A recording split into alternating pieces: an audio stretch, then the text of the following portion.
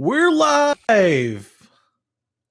We're live here at the Panda Research Institute. I am Peter Von Panda. I am not Tavarish, Doug Demuro, or Hoovy, or any of the big car guys. I'm just a little car guy, just an average Joe.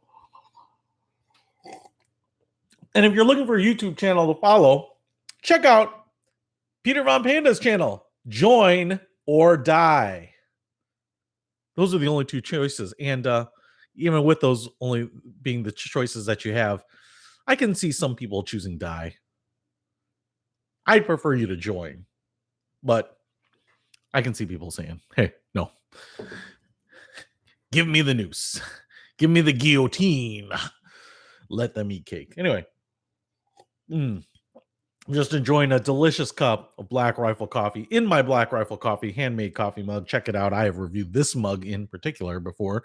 This is not a paid advertisement at all. It's not even an unpaid advertisement. It's just my personal opinion about the coffee. Now, hey, I want to address something that's important. Listen, Doug Demuro is a YouTube god out there reviewing cars, and I have major issues with the Doug Demuro DougScore, and I want to address them. I really only have two major issues. You can make a score on anything you want, basically.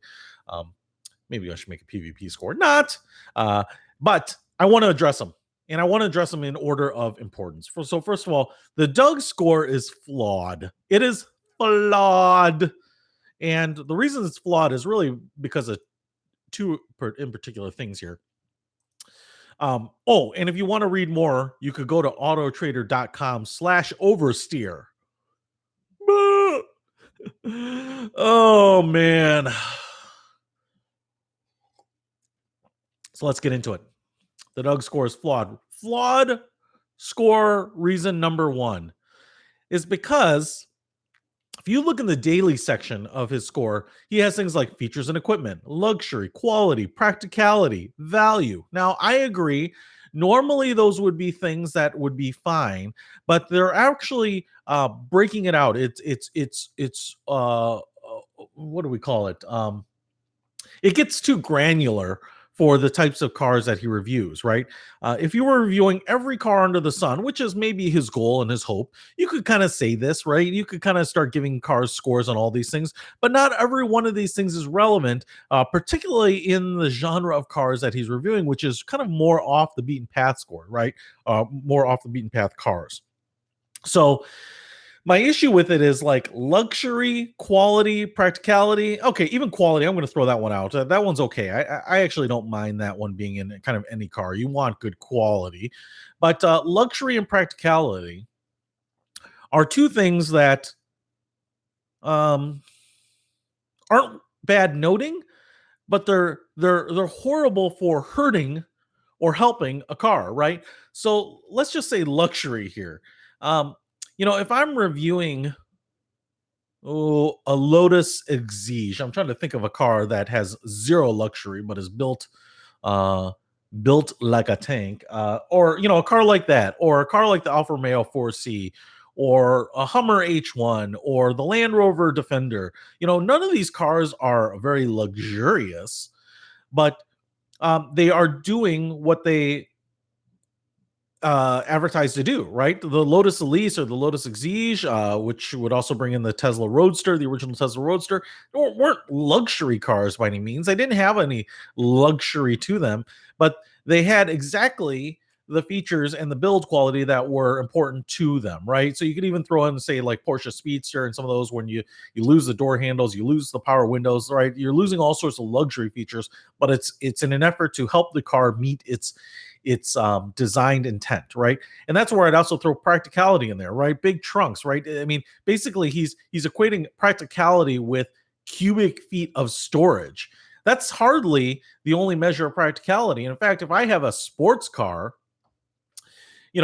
the reason I get it, the purpose that I get it is for fun, to be fast, to handle well, whatever it might be, but it's certainly not to be a grocery getter. So, when you start measuring them just kind of across the board on, these defined categories, I think it just breaks it out too much. Or you can rank it on those, but in some ways you have to underweight those factors in the overall score itself. Because, if I get a McLaren F1 and I love it. It's not luxurious. It's kind of a painful to drive, and it has, maybe it actually has arguably more and better storage than a lot of supercars, but it's not practical by any sense. And so all of a sudden now you're going to get a score that doesn't reflect the exclusivity of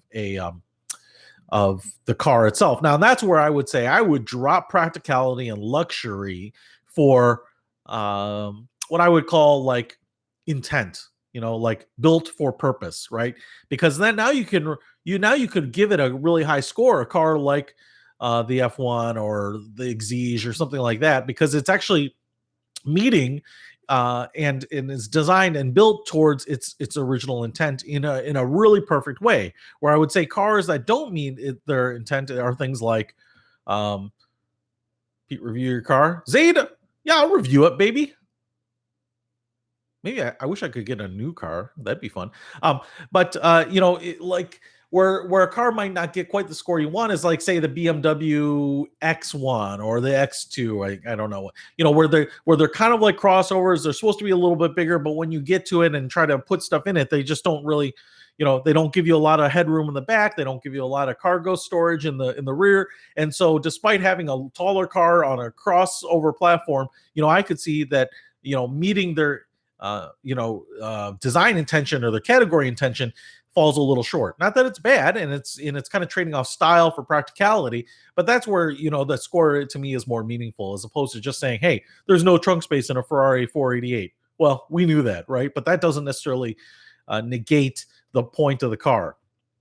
That's the smaller issue I have with the DougScore. Let me go to the bigger issue, and I've got to pull up a screenshot of the DougScore itself here as I'm talking about it.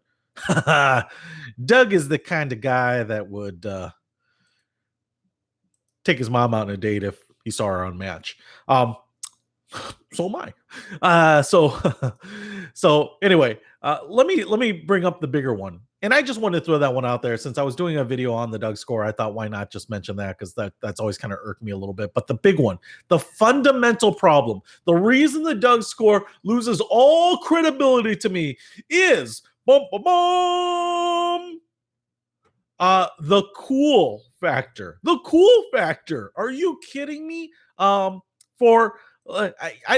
can't even figure out where Doug keeps his total running tally of the DougScore chart, because I don't know that it's live, and I don't know that he wants to show the ratings before he gets videos out there. But I did find one that was a little bit older, and I'm just going to pull it up here and maximize it in my other window. Apparently it won't stay maximized as I'm streaming. Oh, there we go. And I want to, I'm not going to be able to show these, so you're going to have to take my word for it. I don't know if any of these have been changed, and I don't own the DougScore or have any affiliation with Doug Demuro, so kind of take this as with a grain of salt. Black Rifle coffee. You are so delicious. Is the cool factor. He puts it in the weekend category. I don't care what category it's in. But are you kidding me? The problem here is that I don't know what percentage, let's call it like half of these cars are probably super exotics. So I've never seen anyone so stingy with a cool score. And the problem is, when you live only in the world of exotics, nothing is cool enough for you. Let me just give you some examples here. He gives the Carrera GT a cool factor of 10. I know he's in love with that car. I love that car. I'd give it a 10 too, right? But I think everything beyond that, and I'll be honest, the Porsche GT, the Carrera GT, and he even says in the video, is kind of the most sedate supercar you'll ever see. In fact, a lot of people, when I have seen them, people I'm with, is like, is that a Boxster? I mean, a lot of people don't know what it is, and that doesn't help the cool score. You want it to be flamboyant. I was on the road yesterday. It was like 45 degrees here in Chicago. It was kind of a cold spring morning, but it was like one of the warmer spring mornings we've had. And there was a McLaren driving out there. Awesome car. That car gets your attention, even if you're not a car guy, right? Let me look at this. 488 Spider, that's a Ferrari, by the way, is an 8. Lamborghini Huracan, 8. Are you kidding me? Bentley Bentayga, I don't know that I'm pronouncing that right, a 6. Audi R8 V10, an 8. 2005 Ford GT, a 9.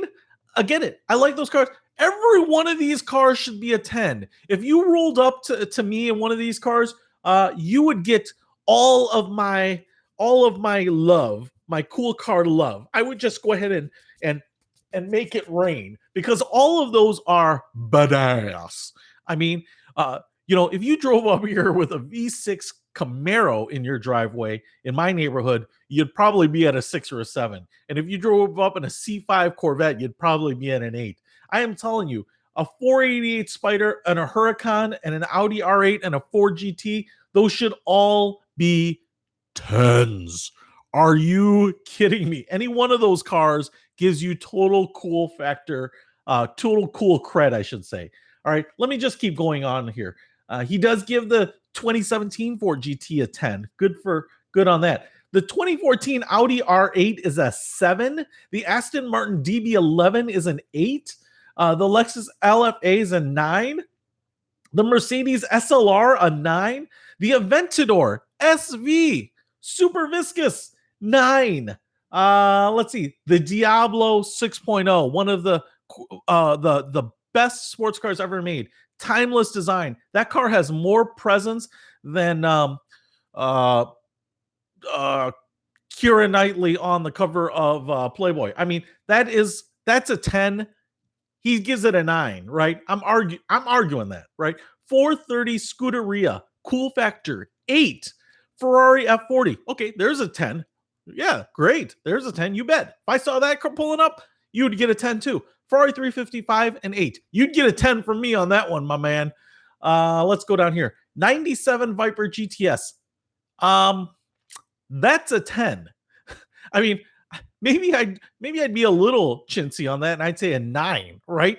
But if I heard you fire up a GTS coupe in your garage and start pulling that bad boy out and then tear out of here with 14-inch wide rear tires, yeah, I think most of us would give you a 10. Ferrari 348, a 7. I mean, it's just starting to kill me. Of course, he gives a Prowler a 6. I'm going to be a little impartial. I'm not going to weigh in on that one there. So anyway, I'm just saying here, if I were to average all those out, right, we have all cars that are like are squarely in the 9 and 10 range, and I don't know where the average come out, but I'd probably say an 8 on those, right?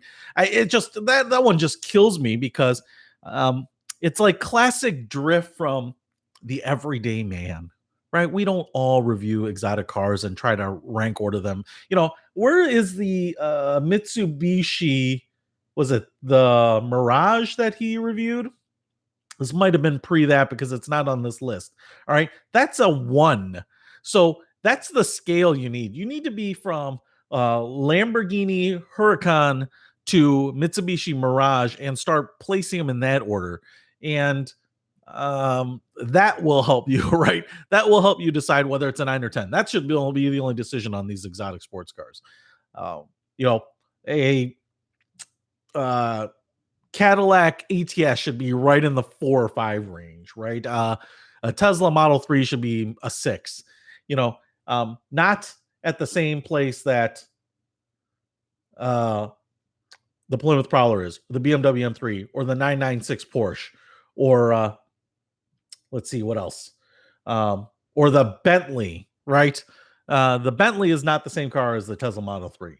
So anyway, I'm just saying that the scale is skewed because of the cars he's reviewing. That annoys me.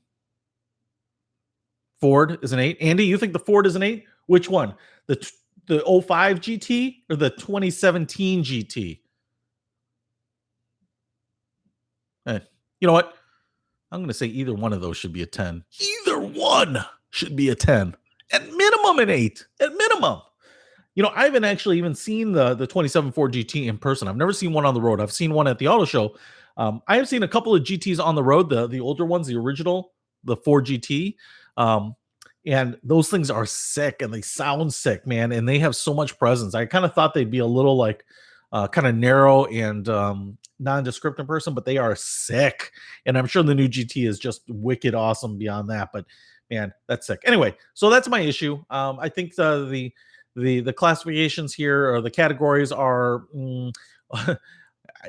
normally I'd say too broad, but I think they're too finite in the daily category. And then the weekend stuff he's just too frugal with, man.